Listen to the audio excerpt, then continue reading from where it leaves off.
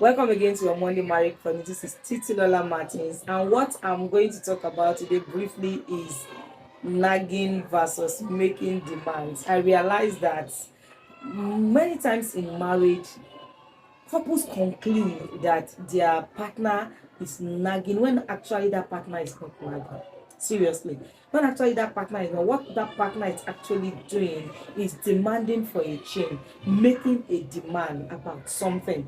Okay, and before you know, because people want to get out of, the spotlight, they quickly say their wife is nagging, their husband is nagging. Because when you say somebody is nagging, they are put in, they appear in a bad light. And because nobody wants to appear in a bad light, I've seen many people bottle up what they should talk about, what they should what they should talk about, and just because they don't want to sound like they are nagging.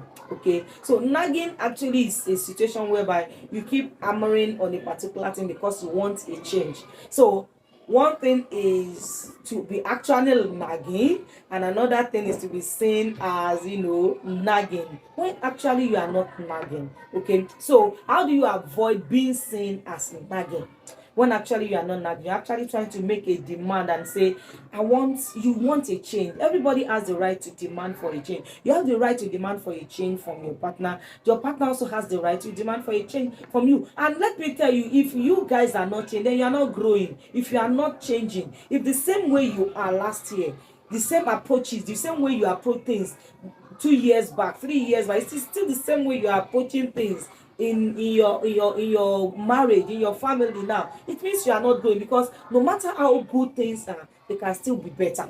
Yes, if you are growing, you are learning, you will do things differently. So sometimes when people make a demand, people, they are being seen as making, as nagging. So what do you do? What should you do if you don't want to be seen as nagging? Okay, number one, make sure you are not rude about it. Don't be rude about it. When you are rude about it, you'll be seen as being nagging. And see, the moment somebody sees you as nagging, your the that thing, it reduces the quality and the potency of that complaint you are making, of that demand you are making, of that demand for change that you are making. Don't be rude about it. Don't be rude about it. Being rude is being rude. And let me tell you something. The moment somebody start telling you you are rude, you are always rude about this thing, check it out. Possibly you are not making use of the right method that will make the person see things in a different light. Once somebody sees you as being rude, whatever you want to say, the potency has reduced. Yes. And I'm sure you don't want that. And that is why you're not seeing any change from your partner, because already the focus is on that action, on being rude. Hence, they will not put attention on what actually you are complaining about. What actually that demand. I don't want to use the word complain. That demand you are actually making. So don't be rude, but don't be instructive about it. Instructive, not just insulting. Instructive. No, I don't want this. This is wrong to be doing. Why should you be doing that? Why should you be doing this? You are nagging already.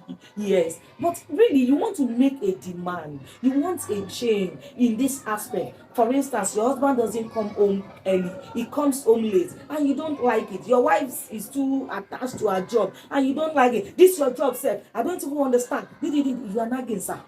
Yeah, you come late every day. Is this how your mates come late? You are nagging. And that will not hold any water. It will not make that it will not make that person to consider changing at all. So our approaches are very, very important. So not in order to not to be seen as nagging, be conscious about it. Make sure that you are not rude with your approach. You shouldn't sound like you are complaining. You understand? This is your job, this or that. Why should you?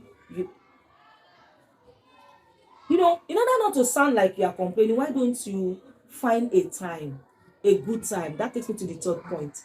Be deliberate about the time that you talk about issues you are not happy about. Be deliberate. Choose the time. Create the time. Choose the time. Don't just the moment it happens, you just let it out. No, it is not. It's not all the time that you do that. In fact, most of the time it's better you don't do that, because at that time you are angry, at that time there is bad energy, and whatever you are saying, you may not even say it right, and even if you say it right, there's already bad energy around the whole thing. That person is not listening to you. That person is not saying your point. So of what use is that? Deliberately choose a time to talk about what you don't like, to talk about what are the areas you want change. When you actually talk, you have a conversation, hardly would you be seen as nagging. So that demand that you are making, it's not wrong to make a demand from your spouse, but make sure you avoid it so that you don't sound nagging. Because when you nag, or you are seen as nagging, the importance they attach to that demand is it's almost zero, because it is that you're nagging that is going to be the focus. Nobody wants to listen to give room for the nagging wife or a nagging husband. Yes, be deliberate about the time. Don't sound criticizing. Next time you want to make a demand, don't start with criticizing. This is what your mate do, or rather, don't sound criticizing, and don't stand comparing. Don't come with comparison. When you come with comparison, you have lost the battle. Don't compare. Rather, say how these things affect you, how that behavior affects you. Don't say you are making me unhappy. No, you decide to be unhappy about it. But you can also say, this situation, I'm not happy about this situation. This situation makes me feel sad. Yes, it's a better approach that you are making me feel sad. Because the moment you say you are making me feel sad, the other person goes on the defensive. And one of the ways to get themselves out of that spotlight, out of that negative light, is to say, you are nagging. Yes. Okay, so don't sound criticizing. Avoid being instructive. I've said that. Okay, so again, explain why things are, how that thing is affecting you. That's it. Another thing, if you are in the same shoes, how would you love to be addressed?